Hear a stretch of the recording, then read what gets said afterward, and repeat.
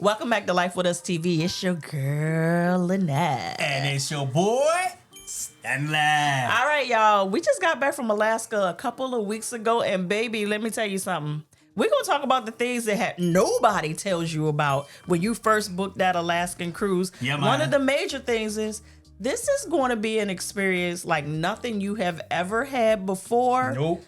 And not a lot of people are talking about it. Let's talk about how the vibe is and what things to expect when you're on that Alaskan cruise. Yeah, exactly. Because when you jump on that Alaska cruise, don't even think Caribbean. Nope. Caribbean is not even on the list. Think about, Alaskan cruise is going to be all about the port stops. It ain't even about the ships. So all the deck parties you used to on the outside and all the outside activities, they almost non-existent. Now, we see some people say that you can get lucky and be able to still have the pool stuff, but I wouldn't even expect that. Just thinking about all the good views you're gonna see, the wildlife you're gonna experience, the whales, and all that good stuff, the Skagway train, all the stuff that's on your bucket list that you're thinking about doing, please don't think Caribbean. At all. Second thing you need to think is Alaska is expensive. Huh? So if you're in the planning phase or you have planned, you might have to up your vacation savings or up your spending money because stuff is expensive. So for example, one Alaskan king crab leg can cost you over $100. One leg. A Uber ride can cost you $100. Yeah, I know you back like, whoa. Damn! And not only that, you probably heard Alaska being expensive, but if you're getting ready to go to Seattle, Washington, and port out of Seattle, Washington, yeah, you can pay $70, $80 for an Uber ride. You can pay a whole lot of money to get food on the outside of the hotels. You can spend a whole lot of money on foods at the hotels. So this is going to be an expensive trip. Don't even think cheap. Alaska and cheap don't even go together. So bucket list. So we will say most of the time you probably gonna need at least 12 to 18 months to prepare for this trip because it costs so much. So that's why it's a bucket list for everybody. So we want to set your expectations that, hey, you're gonna have to open that wallet up. Wide. Yes. The next thing that we want to talk about is when is the best time to go to Alaska? Now, the answer is not an easy one. Right. It depends on what you want to experience. Do you want to experience where it's a little bit more tolerable? Which that's what we decided to do. So we knew that June, July, August would be the perfect months for us to go. We wanted it to be chilly. So we still want to be in the Alaskan vibes, but I didn't want to be like this. Right. So that answer depends on what it is that you want. So do some research. See if you want to be there when it is snow covered. Right. Research that and then book when you can have that experience. That's the beauty of it. You can go to get the experience that you want. Right. And then speaking of experience, definitely know that the ship that you choose for this trip is going to matter. Yep. Because most of cruise line ship is not designed for Alaska. They are designed for the Caribbean. So they have all the pools and the hot tubs and all that stuff. Outside areas. Right. So you want to make sure that you pick a cruise line that actually have a scenic view. So that's why we chose Celebrity Edge because they have plenty of areas that you can observe. Right, like the solarium, the upper decks, the back of the ship.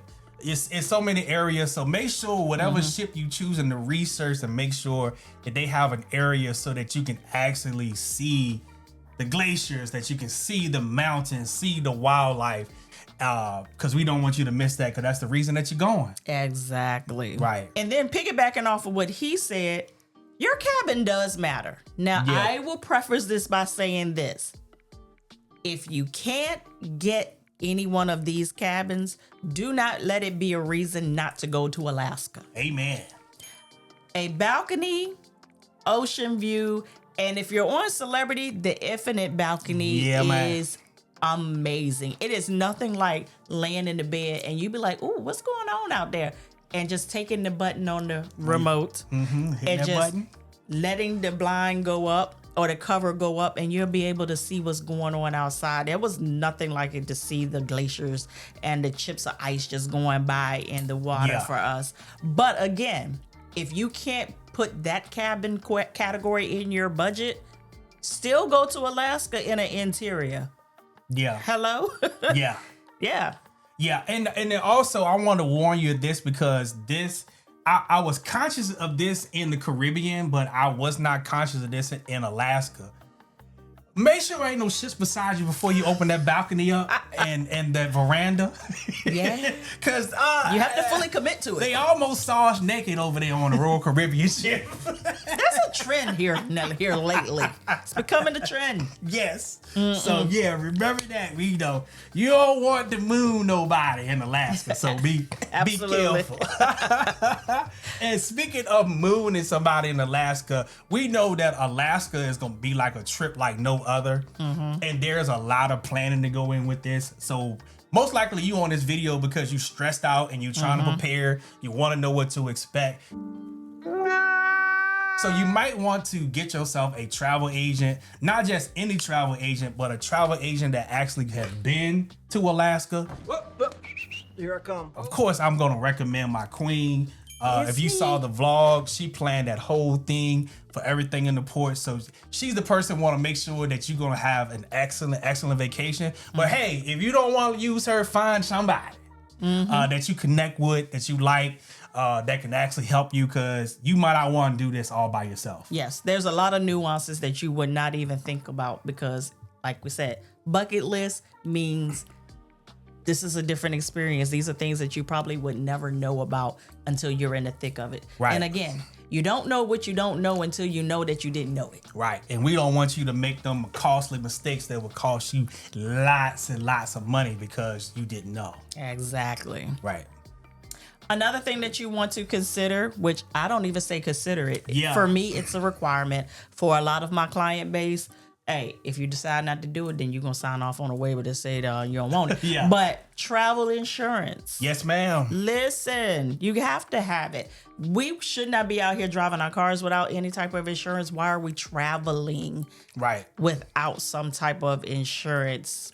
I'm just going to leave it at that because I don't want to fight in the comments. Right. And I'll add to that is because this trip costs thousands of dollars. And anything can happen. Cancel flight, you could get sick, something can happen to a family member. Yep. Don't have all that money hanging out in the balance and not protected. That's our thing. So that leads us into the next thing that it's not required, but we recommend it. Is to come in to port 2 days before. Normally we recommend a day before, and the reason that we recommend 2 days before, because especially if you live on the East Coast like us, we were 3 hours behind Seattle. So going over there, we didn't understand that our bodies was going to go through so much, because now your body's at the time back at home, but it's a different time in Seattle. So it ended up taking us about 2 to 3 days into the cruise before we was able to really get ourselves back together with the sleep and stuff like that. And we still came in 2 days before. I'm glad we didn't come in the day before. Yeah. Because the next day we slept until almost the evening time. Yeah. Trying to catch back up on that sleep of listening that time. So yes, we definitely, if you got the money and you can afford it, definitely come in 2 days before we recommend it. Yeah. And then it also gives you the opportunity to do some things in the destination. For us, it was Seattle. But then you're able to basically make 2 trips out of one. Like Seattle has so much history, so many things that you can see. Bubblegum Wall, which we did see. You can go down to Pike's Place, do different things like that. But if you come in just a day of, you may get to that hotel and just crash out. Right. But at least if you came 2 days, you have that rest period, and then you can get out, see the things, and then, then the next day will be your cruise porting day. Another thing, I'm going to give you this tip for free, even if you're not using me as your travel advisor. I recommend staying downtown. If you're coming in 2 days early, definitely stay downtown. A good hotel, amazing location. We walked everywhere. Yeah. Is the Sound Hotel. It's a Marriott property. As soon as we flew into SeaTac Airport, we were able to Uber. Like my husband said, Ubers cost a lot of money. So we were able to Uber over there. It was about $100 to get over there. And then it was about $20, $25 from there to the cruise port. So that hotel was just perfect location. Yeah. And like you said, we was able to walk to the Pike's place because everything Like was so 6 close. minutes. And then also what I liked about that hotel is that they had a restaurant attached and the food was decent. And then they had a rooftop lounge, man, where they had a time, like it was like an hour that we got free wine on the house. Yeah. I can't guarantee they're gonna do that. They're gonna do that for you, but hey, they did it for us, and it was great. So highly recommend it. Absolutely. All right. So you heard us say that if you come in 2 days early, we recommend staying downtown. But what if you are the person that decides to come in just 1 day early? Let's just toss around some scenarios. If you're gonna land in Seattle, we would just say in the evening to the nighttime, then it may be beneficial for you to stay closer to the airport, save a little bit of money, because why pay for downtown access when basically you're just gonna go to the room and probably do nothing.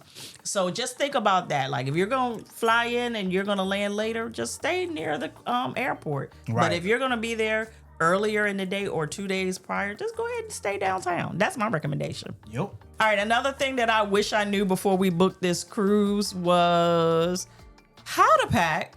Like nobody's really talking about how to pack. And of course, as influencers, we have these laundry lists of things that we want people to buy and this, that, and the third. Because one, yes, we want everybody to be prepared. Right. But let's go ahead and realistically think about it. We just did a packing video. Very good stuff. But let's repurpose the stuff that we have. Let's think layers. Like let's think about the things, like we said, you already have it in your closet. Let's prepare that way. Also, let's think about not packing stuff that really doesn't do you any good for the projection of days that you're going to be there. For instance, if we're getting ready to go next week, then this week I'm going to do a weather.com or a 10-day weather bug projection of what it feels like in Alaska those days and pack accordingly. Right. You see what I'm saying? That helps out a lot. And then you don't have that thing of overpacking for the trip. Here's another thing. There are laundry services. Yeah. On most cruise lines. Every cruise line. Right. Does it cost a little bit more money? Yes. But would you rather tote along bags and suitcases when you can just do one suitcase, maybe a carry-on? And if you run out of some things, the easiest things to send down for laundry is your undergarments or your layer clothing. Just get them washed. Nobody's seeing them anyway. Just get them washed. So you don't have to just keep packing on and on a lot of things. Yeah. So along with the layers, like the Queen said, jeans, sweatshirts, jackets, things like that. Things like, what it is like being at home cold. Right. So how you would pack at home cold, you want to think that way for Alaska. But what else we did too, we did end up taking a few things like shorts and short sleeve shirts, just in case the weather was changed. Now, the only time that I put the shorts on was when I was on the ship. I didn't do it. If I knew I wasn't going outside, I put my shorts on the ship because it was nice and warm on the ship. Absolutely. So, but I ended up packing more winter stuff than I did Caribbean stuff. Absolutely. Yeah.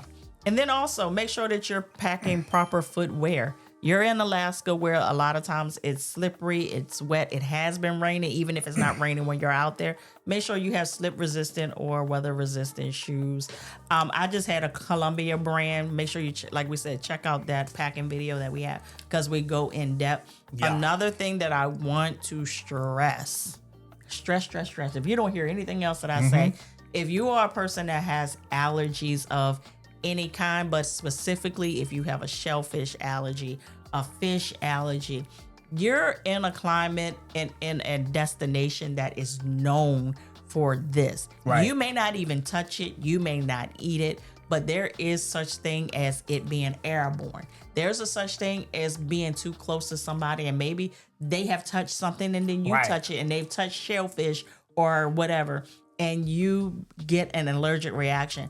Please manage your allergies accordingly. Whether it is you have your EpiPen, Benadryl dissolvables, like make sure that you do that for these destinations. There were so many people on our group trip that had these allergies, and they managed them very, very well. But what if they didn't? Right. So like the next thing that we highly recommend that no one told us that we found out that you should be taking is binoculars. Who? Did you say binoculars? Binoculars. Wait. Because you're going to see some stuff in the distance that you're not going to be able to see with your naked eye. Like when you get to the glaciers, you might see the mountain goats. When you're doing the whale watching like we did, the whales and things like that. Bears. Right. You want to have the binoculars to be able to see because they could be hundreds of miles away. Not hundreds of miles, hundreds of feet away. Right. And you want to be able to get a good shot. Also, camera. Now, like we said, don't go out and buy nothing extra. Use your phone if you already got it. If you already have a point and shoot camera.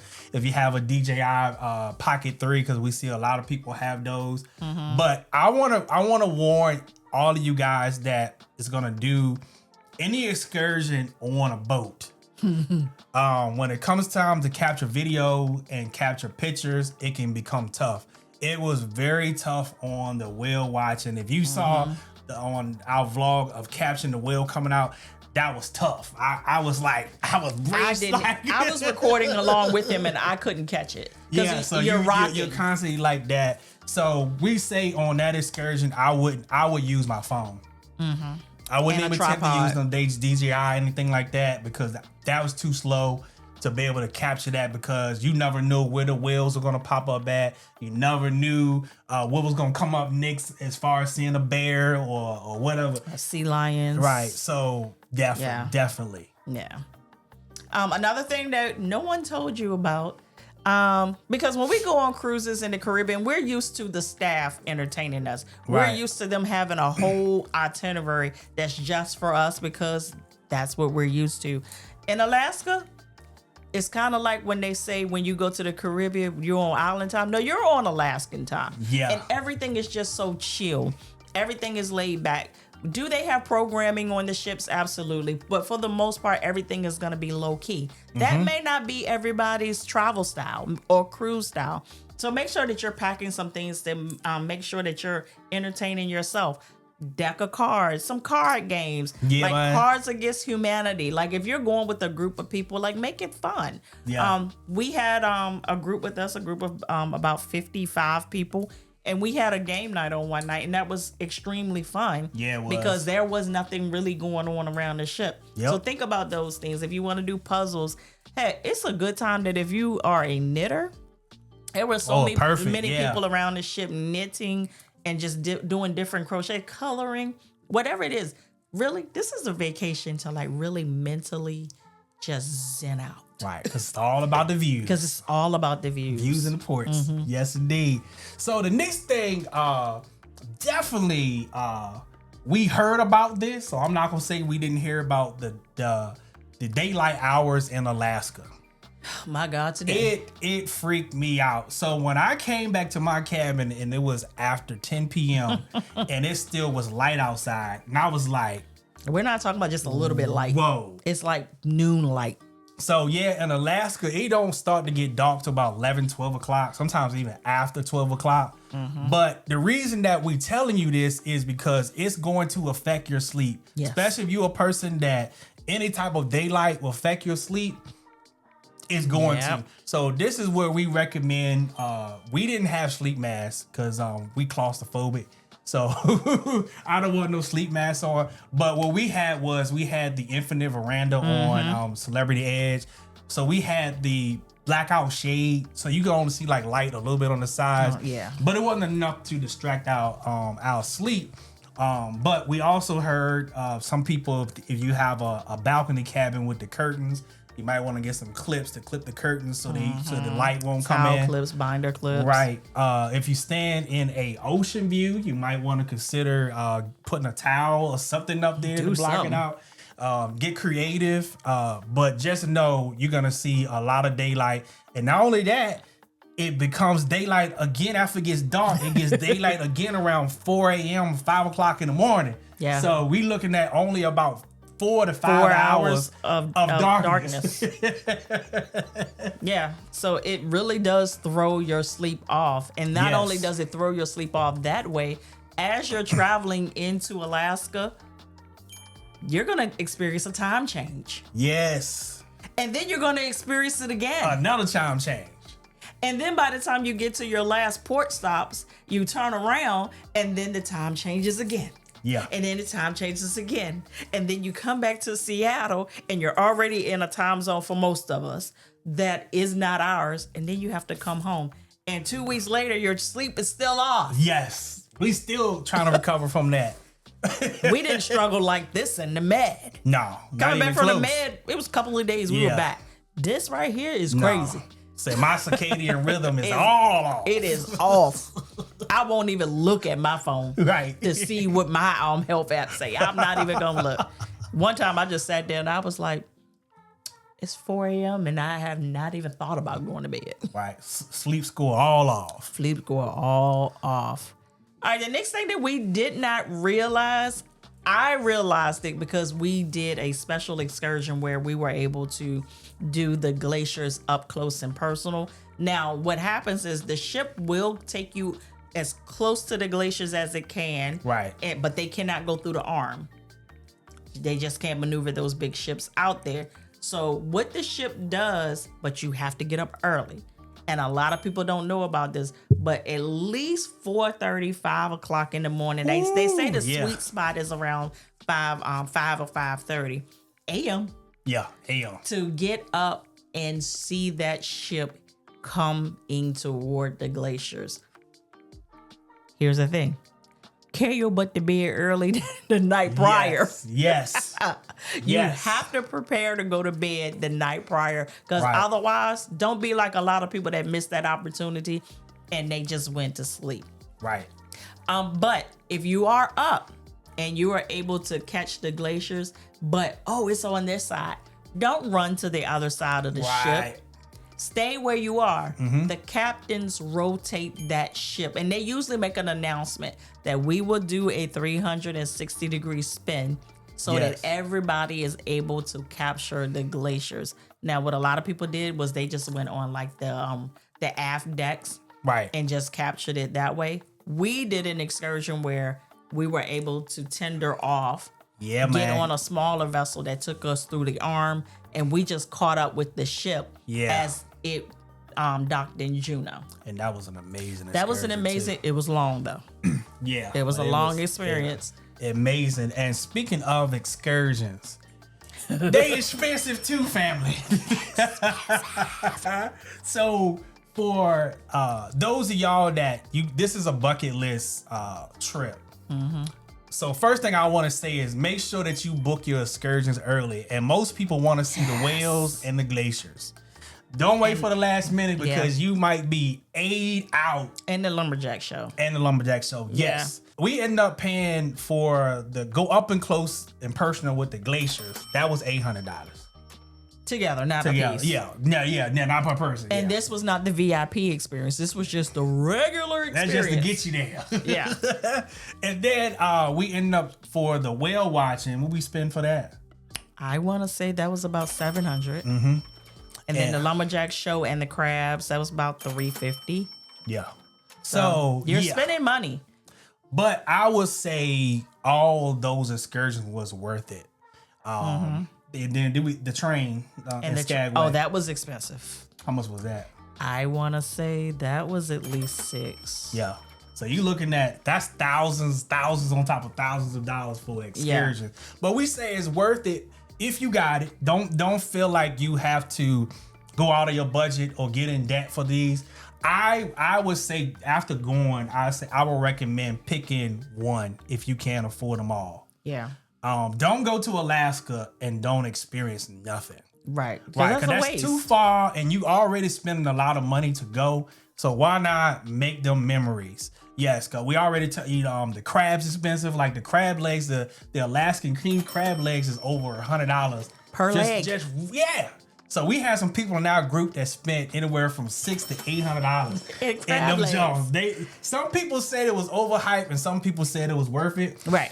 So I'll let you decide when you go. We didn't do it, but we ate regular crabs though. Yeah. So yeah, just make sure you, like I said, you book it early because we don't want you to miss out because they do sell out fast. Yeah. And I'm going to go against what my husband said. He said do one. If you cannot do all, do an excursion in every port, at least pick 2. Because again, bucket list destination. Most people will book this, go and never come back to Alaska. Why not experience Alaska? So that's something to consider as well. Another thing that we didn't know about, and I am a travel advisor, and I thought that we could avoid this. Is it a big deal?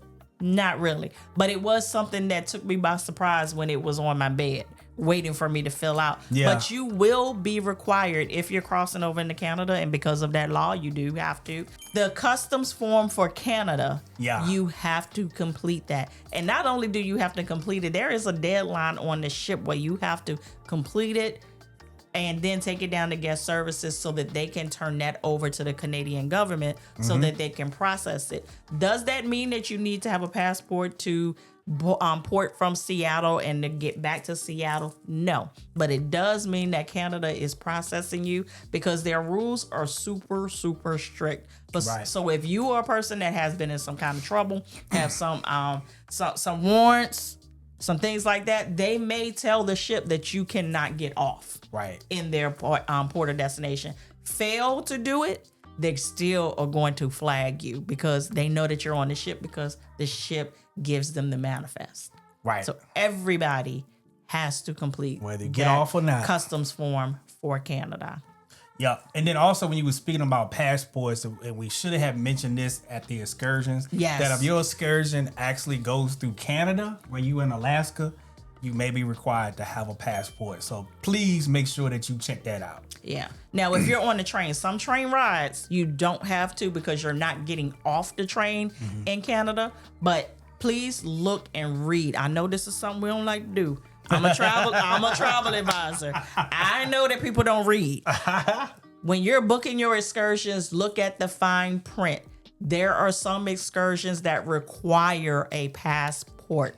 Most of them are the train, or if you're getting off the train and going into, let's just say you're getting off and taking a bus ride to go to the glaciers, but it crosses over into Canada, you will be required to present your passport to do that. If you're not a passport holder, you cannot do that excursion. So make sure that you're reading the requirements needed for each of those excursions. All right, the next thing, and this is very important for a lot of people, is definitely important for us, is whether your phone is going to work in port. Oh my God. Because you're all the way in Alaska. Now, when we was on our group trip, some people was having trouble using their phones. Our phones was fine because our carrier, because we have the international plans and stuff like that built into our plan. So please make sure, and we don't have the answer for you, but we want to just make you aware to check your phone plan. If you have to call your carrier to find out, when I get to Alaska, am I gonna have service? Let them know where you're going, because the last thing you want is to get to Alaska and you got some people back at home that you need to call to check on or something like that, and you can't do it, or you out on an excursion and you can't call nobody. Yes, please make sure you have that, because that is a stickler for us. We always make sure our phones work when we in any destination. Absolutely. You just don't know. I got to be able to call somebody. I got to be able to call Tyrone. Call him. So another thing that nobody told us about, in doing your research, of course, there's certain things that you just have to learn by doing. But there are certain ports where you do have to kind of shuttle from the actual ship to like a, what do you want to call it? A meeting spot. Like a meeting spot. Yeah. One of those was Skagway for us. Yeah. So be prepared to take a little bit more time to be able to maybe catch a tram. Most of the time it's included in your fare, so don't think you have to pay any additional money for that. But there are some excursions that will allow you to like get off in town. Right. Or, let's get off at this destination here. Be prepared that you have to pay money to maybe catch like a city bus shuttle or some kind of other shuttle to get back to the actual ship itself. Another thing to keep in mind, you're in Alaska. sometimes you just don't want to walk it because there are bears. Yes. There are mountain goats.